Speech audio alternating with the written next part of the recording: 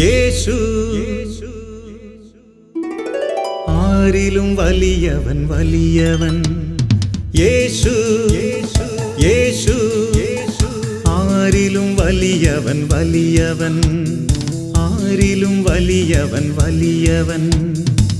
സൗഖ്യദായകൻ പാപമോചകൻ. സൗഖ്യദായകൻ പാപമോചകൻ. യേശുവേകരക്ഷകൻ. യേശുവേകരക്ഷകൻ. കരുണാമയൻ സ്നേഹഗായകൻ.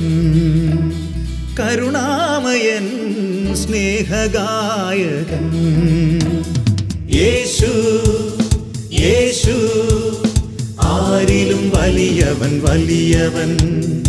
ആരിലും വലിയവൻ വലിയവൻ.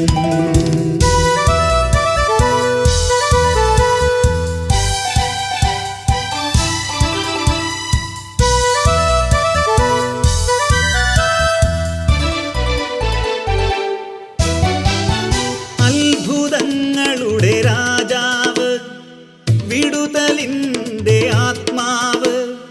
അത്ഭുതങ്ങളുടെ രാജാവ്, വിടുതലിൻ്റെ ആത്മാവ്. ദുഃഖവും ഭയവും നിരാശയും എല്ലാം വിട്ടുപോകും. ദുഃഖവും ഭയവും നിരാശയും എല്ലാം വിട്ടുപോകും. യേശു യേശു ആരിലും വലിയവൻ വലിയവൻ. യേശു യേശു ആരിലും വലിയവൻ വലിയവൻ.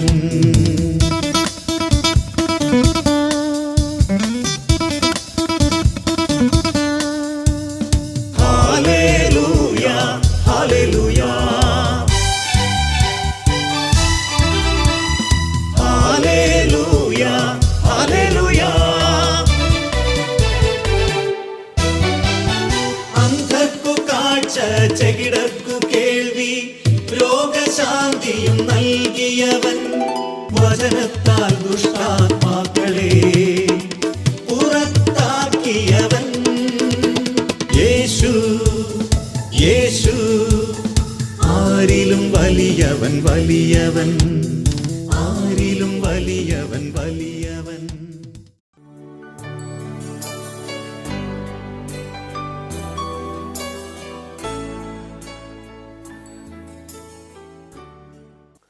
ഹല്ലേലൂയ. യേശുവേ നന്ദി, യേശുവേ സ്തോത്രം. പരിശുദ്ധാത്മാവേ നന്ദി, പരിശുദ്ധാത്മാവേ സ്തുതി. ഇന്ന് നമ്മൾ ചിന്തിക്കുന്ന വിഷയം ദൈവത്തിൻ്റെ അനന്തമായ ക്ഷമയെക്കുറിച്ചാണ്. തൻ്റെ മക്കളായ നമ്മളോട് ദീർഘക്ഷമ കാണിക്കുന്ന ദൈവം, നമ്മുടെ പാപങ്ങൾക്കൊത്ത് നമ്മെ ശിക്ഷിക്കാതെ നമ്മളോട് മനസ്സലിവ് കാണിക്കുന്ന ദൈവത്തിൻ്റെ ദീർഘക്ഷമയെക്കുറിച്ച് നമ്മൾ ചിന്തിക്കുകയാണ്.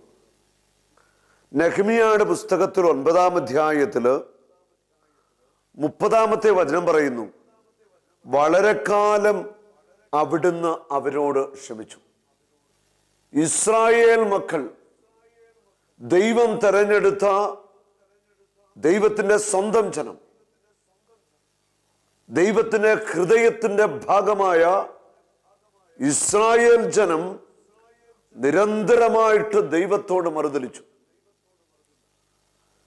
ദൈവത്തിൽ നിന്ന് അകന്നുകൊണ്ട് നിരന്തരമായിട്ട് പാപങ്ങൾ ചെയ്തു. അന്യ ദൈവങ്ങളെ ആരാധിച്ചു. ഒത്തിരിയേറെ പാപത്തിൻ്റെ വഴികളിൽ, തിന്മയുടെ വഴികളിൽ അവർ ജീവിച്ച് കടന്നുപോയി. ദൈവം ദീർഘക്ഷമയുള്ളവനാണ്. നമ്മൾ ഓരോരുത്തരും ദൈവത്തിൻ്റെ മക്കളാണ്. നമ്മുടെ പാപങ്ങൾക്കൊത്ത് അവിടുന്ന് നമ്മളെ ശിക്ഷിച്ചിരുന്നെങ്കിൽ എൻ്റെയും ഞങ്ങളുടെയും ഒക്കെ സ്ഥിതി എന്താകുമായിരുന്നു? ഒരുപക്ഷെ ഇതൊക്കെ നമ്മൾ ചിന്തിക്കാത്ത കാര്യങ്ങളാകാം. ദൈവത്തിൻ്റെ മുൻപിൽ ആരും പരിശുദ്ധരല്ല. ദൈവത്തിൻ്റെ മുൻപിൽ ആരും നീതിമാന്മാരല്ല. ദൈവത്തിന്റെ തിരുമുമ്പിൽ ആരും പൂർണ്ണരുമല്ല. നമ്മളെല്ലാവരും പാപികളാണ്, നമുക്കെല്ലാം കുറവുകളുണ്ട്. എന്നിട്ട് നമ്മളോട് ദീർഘക്ഷമ കാണിക്കുന്ന ദൈവത്തിന്റെ തിരുസന്നിധിയിലാണ് നമ്മൾ ഓരോരുത്തരും. അവിടുത്തെ അനന്തമായ കരുണയെ ഓർത്ത്, നമ്മളോട് കാണിക്കുന്ന വലിയ ദീർഘക്ഷമയെ ഓർത്തുകൊണ്ട് കരങ്ങൾ ഉയർത്തി നമുക്ക് സ്തുതിക്കാം. Hallelujah, hallelujah. യേശുവേ നന്ദി. ഞങ്ങളോട് കാണിക്കുന്ന ദീർഘക്ഷമയെ ഓർത്ത്, ഞങ്ങളോട് കാണിക്കുന്ന കരുണയെ ഓർത്ത് നന്ദി പറയും. നിരന്തരമായിട്ട് ആവർത്തിച്ച് പാപങ്ങൾ ചെയ്ത് കടന്നു പോയിട്ടും ഞങ്ങളോട് അങ്ങ് കരുണ കാണിക്കുന്നുവല്ലോ. ഞങ്ങളുടെ വലിയ കരുണയ്ക്ക്, ഞങ്ങളുടെ ദയക്ക് ഞങ്ങൾ നന്ദി പറയുന്നു. യേശുവേ, ഞങ്ങളോട് കാണിക്കുന്ന ഞങ്ങളുടെ അനന്തമായ ദീർഘക്ഷമയെ ഓർത്ത് ഞങ്ങൾ സ്തുതിക്കുന്നു. Hallelujah, hallelujah. യേശുവേ നന്ദി, യേശുവേ സ്തുതി, യേശുവേ മഹത്വം. പ്രവാചകന്മാരിലൂടെ അവിടുത്തെ ആത്മാവ് അവർക്ക് താക്കീത് നൽകി.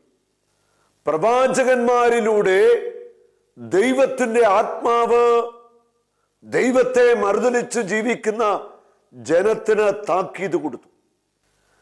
ദൈവം ആത്മാവിലൂടെ കൊടുത്ത താക്കീതുകൾ അവഗണിച്ചു ജീവിച്ച ദൈവത്തിന്റെ ജനം തകർച്ചകളിലേക്ക്, നാശത്തിലേക്ക്, അടിമത്തത്തിലേക്ക് കടന്നു പോകുകയാണ്. ദൈവത്തിന്റെ ആത്മാവ് അവർക്ക് പ്രവാചകന്മാരിലൂടെ ശക്തമായ മുന്നറിയിപ്പുകളും താക്കീതുകളും നൽകിയിട്ടും ദൈവത്തിന്റെ ജനം അവയെല്ലാം അവഗണിച്ചു. അതിനാൽ അവിടുന്ന് അവരെ ജനതകൾക്ക് ഏൽപ്പിച്ചു കൊടുത്തു. എന്നാൽ കാരുണ്യാതിരേക നിമിത്തം അവിടുന്ന് അവരെ നിർമൂലമാക്കുകയോ പരിത്യജിക്കുകയോ ചെയ്തില്ല. ഇതാണ് ദൈവത്തിന്റെ അനന്തമായ ക്ഷമ, ദൈവത്തിന്റെ ദീർഘമായ ക്ഷമ. അത് കരുണയിലേക്ക് മാറുകയാണ്. ദൈവം തന്റെ ജനത്തെ ശിക്ഷിച്ചു തള്ളുന്നില്ല. ദൈവം തന്റെ മക്കളെ ഉപേക്ഷിക്കുന്നില്ല. അവരെ നിർമൂലമാക്കുകയോ പരിത്യജിക്കുകയോ ചെയ്തില്ല. ദൈവം തന്റെ മക്കളെ പരിത്യജിച്ചില്ല. ദൈവത്തെ ഉപേക്ഷിച്ച് അന്യദൈവ ആരാധനയില്, പാപത്തിലുമൊക്കെ ദൈവജനം കടന്നു പോയപ്പോഴും ദൈവം തൻ്റെ ജനത്തെ ഉപേക്ഷിച്ചില്ല എന്ന് വചനം വ്യക്തമായിട്ട് നമ്മളെ ഓർമ്മിപ്പിക്കുന്നു. അവിടുന്ന് ദയാലുവും കൃപാതിഥിയുമായ ദൈവമാകുന്നു. അവിടുന്ന് കൃപാലുവും ദയാതിഥിയുമായ ദൈവമാകുന്നു. അവിടുന്ന് ദയയുള്ളവനാണ്, അവിടുന്ന് കൃപയുള്ളവനാണ്. നമ്മുടെ പാപങ്ങൾക്കൊത്ത് ഒരിക്കലും അവിടുന്ന് നമ്മെ ഉപേക്ഷിക്കത്തില്ല, അവിടുന്ന് നമ്മെ തള്ളിക്കളയില്ല. ജോബിന്റെ പുസ്തകത്തിൽ 34 അധ്യായത്തില് 10 മുതൽ 12 വരെയുള്ള തിരുവചനങ്ങൾ. അതിനാൽ വിജ്ഞാനികളെ കേൾക്കുവിൻ, ദൈവം ഒരിക്കലും ദുഷ്ടത പ്രവർത്തിക്കുന്നില്ല. ദൈവത്തിന് ഒരിക്കലും തിന്മ പ്രവർത്തിക്കാനാവില്ല. കാരണം അവിടുന്ന് പരമപരിശുദ്ധനാണ്. അവിടുന്ന് ഒരിക്കലും ദുഷ്ടത പ്രവർത്തിക്കത്തില്ല, പ്രവർത്തിക്കുവാൻ സാധിക്കത്തില്ല. കാരണം ദൈവം പരിശുദ്ധരിൽ പരിശുദ്ധനാണ്. സർവശക്തൻ വഞ്ചന കാണിക്കുന്നില്ല. നമുക്കറിയാം, മനുഷ്യൻ മനുഷ്യനോട് വഞ്ചന കാണിക്കുന്നു, കാപട്യം കാണിക്കുന്നു, പരസ്പരം ചതിക്കുന്നു. ഈ ചതിവും വഞ്ചനകളുമൊക്കെ കുടുംബങ്ങളിലൊക്കെ ഇന്ന് നടക്കുന്നുണ്ട്. ഈ അടുത്ത നാളില് നമ്മുടെ ധ്യാനത്തിൽ പങ്കെടുത്ത ഒരു സഹോദരൻ എന്നോട് പങ്കുവെച്ച ഒരനുഭവം. അദ്ദേഹത്തിന്റെ സ്വന്തം അനിയൻ മാതാപിതാക്കളെ സ്നേഹത്തിൽ വശീകരിച്ചു, അതിൻ്റെ പിന്നിൽ കാപട്യമായിരുന്നു. അങ്ങനെ സ്വത്തുക്കളെല്ലാം സഹോദരൻ മാതാപിതാക്കളിൽ നിന്ന് പല നുണകൾ പറഞ്ഞ് കാപട്യമൊക്കെ ചെയ്ത് വഞ്ചന ചെയ്ത് എല്ലാം അനിയൻ സ്വന്തമാക്കി. ഈ സഹോദരന് മാതാപിതാക്കന്മാരുടെ കൈവശത്തിലുണ്ടായിരുന്ന വസ്തുവോ ഭവനമോ മറ്റൊന്നും ലഭിച്ചില്ല. ഒന്നും ലഭിക്കാതെ കണ്ണുനീരോടെ ആ മകന് വാടക വീട്ടിലേക്ക് മാറേണ്ടി വന്നു. ആ സഹോദരൻ പറയുകയാണ്, എൻ്റെ രക്തത്തിൽ പിറന്ന എൻ്റെ സഹോദരൻ തന്നെയാണ് എന്നെ വഞ്ചിച്ചത്. സ്വത്തുക്കളെല്ലാം അവൻ സ്വന്തമാക്കിയത്. ആ കുടുംബത്തില് ഇങ്ങനെയുള്ള വഞ്ചനകൾ നടക്കുന്നുണ്ട്. ഇത് ഒരിക്കലും സംഭവിക്കാൻ പാടില്ലാത്ത കാര്യമാണ്.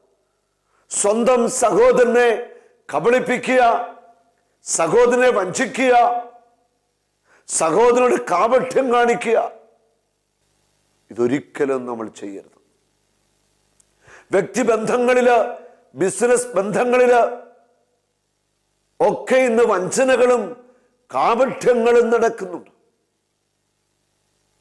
ഇവയിൽ ഉൾപ്പെടാതിരിക്കുവാൻ, ഇങ്ങനെയുള്ള പ്രവൃത്തികളിൽ പെട്ടുപോകാതിരിക്കുവാൻ ഓരോ വിശ്വാസിയും കരുതലുള്ളവരായിരിക്കണം.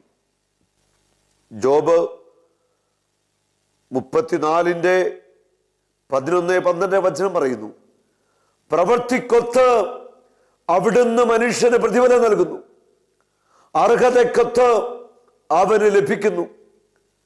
ദൈവം ദുഷ്ടത പ്രവർത്തിക്കുകയില്ല. സത്യം. സർവശക്തൻ നീതി നിഷേധിക്കുകയില്ല. ആര് നീതി ലഭിക്കാൻ വേണ്ടി ദൈവസന്നിധിയില് നിലവിളിക്കുന്നുവോ അവർക്ക് ദൈവം നീതി നടത്തിക്കൊടുക്കും. ദൈവം നീതിമാനാണ്. നീതിക്ക് വേണ്ടി ആര്, അത് സമ്പന്നനോ ദരിദ്രനോ ആരുമാവട്ടെ, നീതിക്ക് വേണ്ടി ആര് ദൈവസന്നിധി നിലവിളിച്ചാലും ദൈവമായ കർത്താവ് അവന് നീതി നടത്തി കൊടുക്കുന്നവൻ തന്നെയാണ്. അവിടുന്ന് സർവശക്തനാണ്. അവിടുന്ന് അനന്തമായ കരുണയുടെ ഉറവിടമാണ്.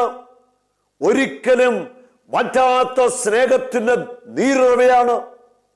അവിടുന്ന് ദീർഘക്ഷമയുള്ളവനാണ്. അവിടുന്ന് അനന്തമായ കരുണയുള്ളവനാണ്. തൻ്റെ മക്കളോട് അവിടുന്ന് നിരന്തരമായിട്ട് ദീർഘക്ഷമ കാണിച്ചു കൊണ്ടിരിക്കുക. ദൈവം നമ്മോട് ദീർഘക്ഷമ കാണിക്കുമ്പോൾ, ദൈവം നമ്മളെ നമ്മുടെ പാപത്തിനൊത്ത് ശിക്ഷിക്കാതെ കരുണ കാണിക്കുമ്പോൾ എത്രമാത്രം ഈ നല്ലവനായ ദൈവത്തെ നമ്മൾ സ്നേഹിക്കേണ്ടിയിരിക്കുന്നു. നമ്മൾ എത്രമാത്രം ദൈവത്തെ സ്നേഹിക്കുന്നുവോ അത്രമാത്രം അവിടുന്ന് നമ്മളോട് കരുണ കാണിക്കാൻ പോവുകയാണ്. ദൈവത്തിന്റെ ദീർഘക്ഷമയെ നീ അവഗണിക്കരുത്. നെഹെമ്യാ പ്രവാചകന്റെ പുസ്തകത്തിൽ 9-ാം അധ്യായത്തില് 32-ാമത്തെ വചനം പറയുന്നു, മഹോന്നതനും ശക്തനും ഭീതികരനുമായ ദൈവം ഉടമ്പടി പാലിക്കുന്ന സ്നേഹനിധി. അവിടുന്ന് മഹോന്നതനാണ്. അവിടുന്ന് സർവശക്തനാണ്. ഭീകരനുമായ ദൈവമേ, ഉടമ്പടി പാലിക്കുന്ന സ്നേഹനിധി. ദൈവം ഒരു ഭീകരനല്ല. ദൈവം ആരോടും ദുഷ്ടത പ്രവർത്തിക്കത്തില്ല. ദൈവം ഒരിക്കലും നീതി രഹിതമായിട്ട് പ്രവർത്തിക്കത്തില്ല. അവിടുന്ന് സ്നേഹനിധിയാണ്. അവിടുന്ന് കാരുണ്യവാനാണ്. ഈ വലിയ ഒരു തിരിച്ചറിവിലേക്ക് ദൈവത്തിന്റെ ജനം കടന്നു വരണം. നമ്മുടെ ജീവിതത്തിൽ തകർച്ചകൾ ഉണ്ടാകുമ്പോൾ, പരാജയങ്ങൾ ഉണ്ടാകുമ്പോൾ, ദൈവം എന്നെ മറന്നുപോയോ, ദൈവം എന്നെ ശിക്ഷിക്കുകയാണോ, ദൈവം എന്നെ തകർത്തു കളയുകയാണോ എന്ന് ചിന്തിക്കുന്നവരുണ്ട്. ഈ അടുത്ത നാളില് നമ്മുടെ ധ്യാനത്തിന് പങ്കെടുത്തൊരു സഹോദരി, അവളുടെ ഭർത്താവിന് ഏകദേശം 60 വയസ്സോളം പ്രായമേ ഉള്ളൂ. മക്കളൊക്കെ ഉണ്ട്, മക്കള് ജോലിക്കാരൊക്കെയാണ്, പഠിച്ചുകൊണ്ടിരിക്കുന്നു ചില മക്കൾ. ഈ പിതാവിന് കരൾ സംബന്ധമായ രോഗം ബാധിച്ചു. ഒത്തിരിയേറെ ചികിത്സകൾ, എത്രമാത്രം മെച്ചപ്പെട്ട ചികിത്സ കൊടുക്കാമോ അതെല്ലാം ചെയ്തു. പക്ഷേ അദ്ദേഹം മരിച്ചു. അദ്ദേഹത്തിന്റെ മരണം അദ്ദേഹത്തിന്റെ ഭാര്യയുടെ മനസ്സിനെ പിടിച്ചുലയ്ക്കുകയാണ്. എന്റെ ഭർത്താവ് ഒത്തിരിയേറെ നല്ലവനായിരുന്നു, എന്നിട്ടും എന്താ ഇത്ര പെട്ടെന്ന് അദ്ദേഹത്തിന് രോഗം വന്ന് അദ്ദേഹം മരിച്ചുപോയി. മക്കളൊക്കെ ചിന്തിക്കുന്നു, എന്റെ പിതാവിനെ ഇത്ര വേഗം എന്തിനാണ് ഈ ഭൂമിയിൽ നിന്ന് ദൈവം വിളിച്ചത്? ഇത് ശിക്ഷിക്കുന്ന ദൈവത്തിന്റെ മുഖമല്ല, ആ മരിച്ച മനുഷ്യനോടുള്ള ദൈവത്തിന്റെ അനന്തമായ സ്നേഹമാണ്. ഈ ഭൂമിയിൽ മനുഷ്യന് ഒരിക്കൽ മാത്രമാണ് ജനനം. ജനിക്കുന്ന മനുഷ്യൻ ഒരു ദിവസം മരിച്ചേ മതിയാവത്തുള്ളൂ. ആ ജീവിച്ചിരിക്കുമ്പോൾ രോഗങ്ങളും തകർച്ചകളും സഹനങ്ങളും പരാജയങ്ങളും ഒക്കെ ഉണ്ടാവാം.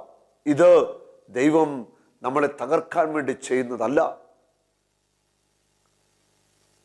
നമ്മൾ ഓരോരുത്തരും കർത്താവായ യേശു ക്രിസ്തുവിന്റെ ഉള്ളം കൈയില ദീർഘക്ഷമ കാണിക്കുന്ന, അനന്തമായ കരുണ ചൊരിയുന്ന കർത്താവിന്റെ ഹൃദയത്തിലാണ് നമ്മൾ ഓരോരുത്തരും. ഈ തിരിച്ചറിവ് നമുക്കുണ്ടാവണം. അവിടുത്തെ ജനത്തിനു നേരിട്ടിരിക്കുന്ന ദുരിതങ്ങൾ നിസ്സാരമായി തള്ളരുതേ. നമുക്ക് നേരിട്ടിരിക്കുന്ന ദുരിതങ്ങൾ അവയെല്ലാം കർത്താവ് കാണുന്നുണ്ട്. നീതിയുക്തമായാണ് അവിടുന്ന് ഞങ്ങളെ ശിക്ഷിച്ചത്. 33-ാമത്തെ വചനം പറയുന്നു, അവിടുന്ന് വിശ്വസ്തയോടെ വർദ്ധിച്ചു, ഞങ്ങളോ ദുഷ്ടത പ്രവർത്തിച്ചു. അത് നമ്മുടെ ദുഷ്ടതയാണ് നമ്മുടെ തകർച്ചയുടെ കാരണങ്ങൾ നമ്മൾ തിരിച്ചറിയണം. ദൈവം നീതിമാനാണ്, അവിടുന്ന് നീതി മാത്രമേ ചെയ്യത്തുള്ളൂ. നമ്മുടെ ദുഷ്ടതയും നമ്മുടെ പാപങ്ങളും നമ്മുടെ വഞ്ചനയും നമ്മുടെ കാപട്യവുമാണ് നമ്മളെ തകർച്ചയ്ക്ക്, വലിയ വിനകൾക്ക് നമ്മുടെ ജീവിതത്തിൽ വരുവാൻ ഇടയാക്കി തീർത്തത്. ഞങ്ങളുടെ രാജാക്കന്മാരും പ്രഭുക്കന്മാരും പുരോഹിതന്മാരും പിതാക്കന്മാരും അവിടുത്തെ നിയമങ്ങളും കൽപ്പനകളും താക്കീതുകളും അവഗണിച്ചു. ചെറിയവരും വലിയവരും ഉന്നതന്മാരും രാജാക്കന്മാരും ഭരണാധികാരികളും പുരോഹിതന്മാരും ദൈവ ശുശ്രൂഷകരും എല്ലാവരും ദൈവത്തിന്റെ കൽപ്പനകളും പ്രമാണങ്ങളും അവഗണിച്ചു. നിന്റെ തകർച്ചയുടെ കാരണമതാ, നിന്റെ കുടുംബത്തിലെ തകർച്ചയുടെ കാരണമിതാ. നീ എവിടെ ചെന്നാലും പരാജയങ്ങളും അപജയങ്ങളും ഒക്കെ സംഭവിക്കുന്നുവെങ്കിൽ അതിൻ്റെ കാരണം ഇതാണ്. നീ നിന്റെ ദൈവത്തെ മറന്ന് ദുഷ്ടത പ്രവർത്തിച്ചു, പാപകരമായ കാര്യങ്ങൾ ചെയ്തു. നെഹെമ്യ 9:35 വിശാലവും സമ്പന്നവുമായ ദേശത്ത് അങ്ങ് നൽകിയ സമൃദ്ധി ആസ്വദിച്ചു കഴിയുമ്പോഴും അവർ അവിടുത്തെ സേവിച്ചില്ല, ദുഷ്ടപ്രവൃത്തികൾ ഉപേക്ഷിച്ചതുമില്ല. സൽഫലങ്ങളും നൽവരങ്ങളും ആസ്വദിക്കുന്നതിന് അവിടുന്ന് ഞങ്ങളുടെ പിതാക്കന്മാർക്ക് നൽകിയ ദേശത്ത് ഇന്ന് ഞങ്ങൾ അടിമകളാണ്. ഞങ്ങളുടെ പാപങ്ങൾ നിമിത്തം ഞങ്ങളെ കീഴ്പ്പെടുത്താൻ അങ്ങ് നിയോഗിച്ച രാജാക്കന്മാർ ദേശത്തിന്റെ സമൃദ്ധി അനുഭവിക്കുന്നു.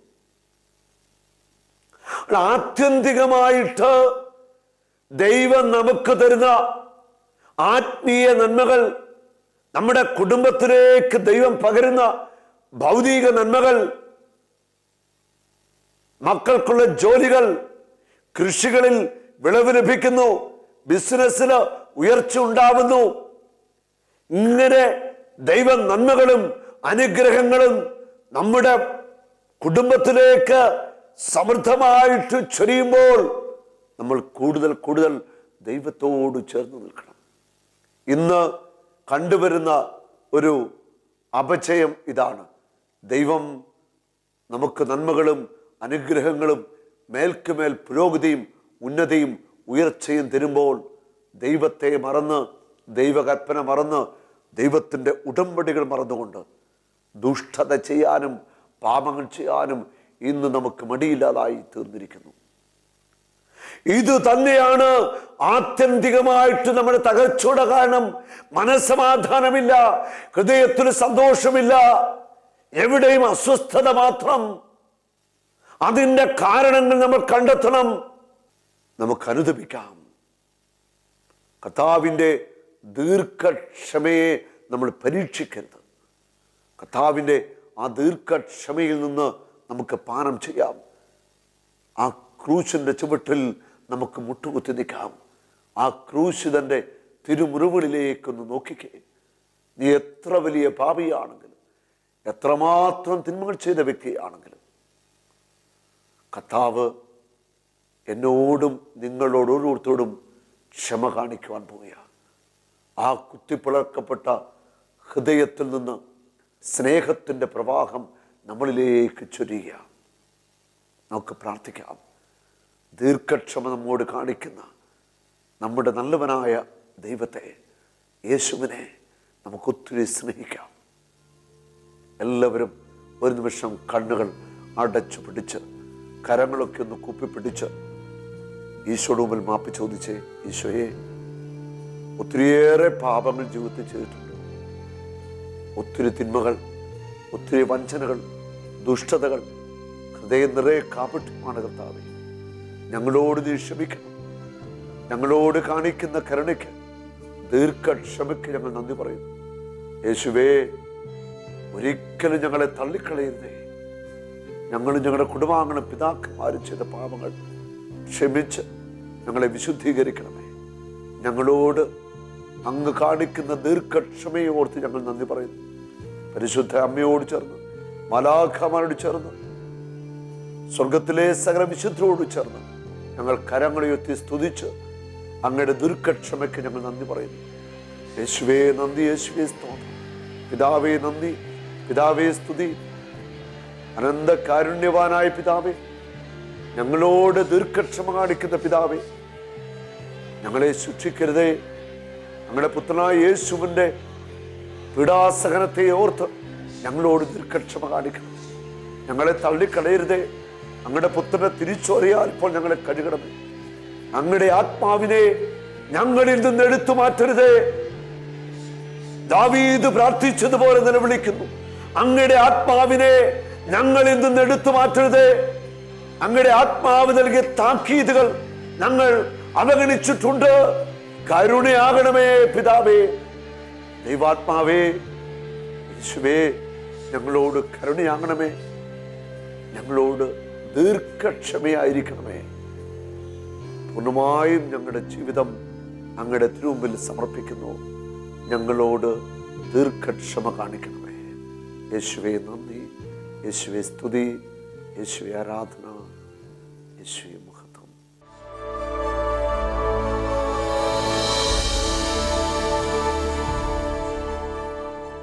എൻ്റെ പേര് ക്രിസ്റ്റീന. നേരത്തെ ആദ്യം എനിക്ക് കൈക്ക് വേദനയുണ്ടായിരുന്നു, നീര് വെക്കുമായിരുന്നു. അത് കഴിഞ്ഞ് 2 പ്രാവശ്യം ഞാൻ ഒന്ന് ബൈക്കിൽ നിന്ന് വീണു. ബൈക്കിൽ നിന്ന് വീണതാ, എന്നിട്ട് കൈ ഒടിഞ്ഞായിരുന്നു ഇവിടെ. കൈ ഒടിഞ്ഞു. അത് കഴിഞ്ഞ് 1 വർഷം ആയില്ല. അതിനു മുമ്പ് നടന്നു പോയ വഴിക്ക്, ഡ്യൂട്ടിക്ക് പോയ വഴിക്ക്, നടന്നു പോയ വഴിക്ക് സ്ലിപ്പായി കൈ അടിച്ച് വീണു. വീണ്ടും കൈ ഒടിഞ്ഞ്, വലത് കൈ വീണ്ടും ഒടിഞ്ഞു. അപ്പം എന്തെങ്കിലും ബായൊക്കെ വെയിറ്റ് ഉള്ളത് തൂക്കി കഴിയുമ്പോൾ കൈയുടെ ഇവിടെ നീര് വെക്കും. ഇടയ്ക്ക് വേദനയുണ്ടായിരുന്നു. ഇപ്പൊ വേദന ഇല്ല. കരമടിച്ച് യേശുവിന് നന്ദി പറഞ്ഞ് hallelujah. Praise the Lord, praise the Lord. യേശു ആരിലും വലിയവൻ, വലിയവൻ. യേശു യേശു ആരിലും വലിയവൻ, വലിയവൻ. ആരിലും വലിയവൻ, വലിയവൻ. യേശു യേശു ആരിലും വലിയവൻ, വലിയവൻ. ആരിലും വലിയവൻ വലിയവൻ. സൗഖ്യദായകൻ പാപമോചകൻ, സൗഖ്യദായകൻ പാപമോചകൻ, യേശുവേകരക്ഷകൻ, യേശുവേകരക്ഷകൻ, കരുണാമയൻ സ്നേഹഗായകൻ, കരുണാമയൻ സ്നേഹഗായകൻ. യേശു യേശു യേശു യേശു, ആരിലും വലിയവൻ വലിയവൻ. യേശു യേശു, ആരിലും വലിയവൻ വലിയവൻ, ആരിലും വലിയവൻ വലിയവൻ, ആരിലും വലിയവൻ വലിയവൻ.